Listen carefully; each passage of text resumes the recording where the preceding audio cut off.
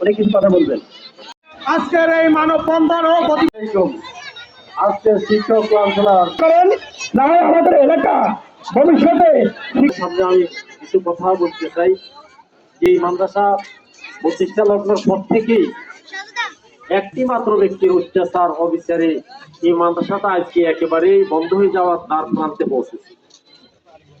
এই মাদ্রাসা আলেম কলেজ মানের একটা মাদ্রাসা ছিল, সেখান থেকে এখন দাখিল পর্যায়ে চলে আসছে।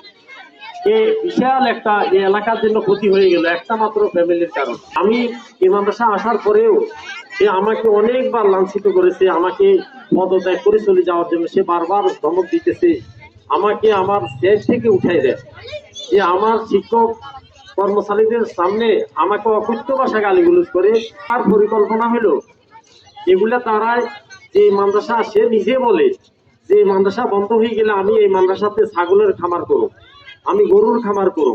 তারিখে আমাদের শিক্ষা সভা ছিল, শিক্ষকরা এখানে সকালবেলা একত্রিত হয়েছে। সেই অতর্কিতে আমাদের সহকারী শিক্ষক বলরাম কর্মকার তার উপর অতর্কিতভাবে আক্রমণ করে। আমাদের অফিস সহকারী হামিদুল হক তাকে অকথ্য ভাষা গালমন্দ করে এবং বিভিন্নভাবে মাদ্রাসার শিক্ষক কর্মচারী নিয়োগে হস্তক্ষেপ করে। এই জন্য আমি প্রশাসনের কাছে এটাই বিচার চাই যেন তার অত্যাচার থেকে মাদ্রাসাটা রক্ষা পায়, তাকে আইনের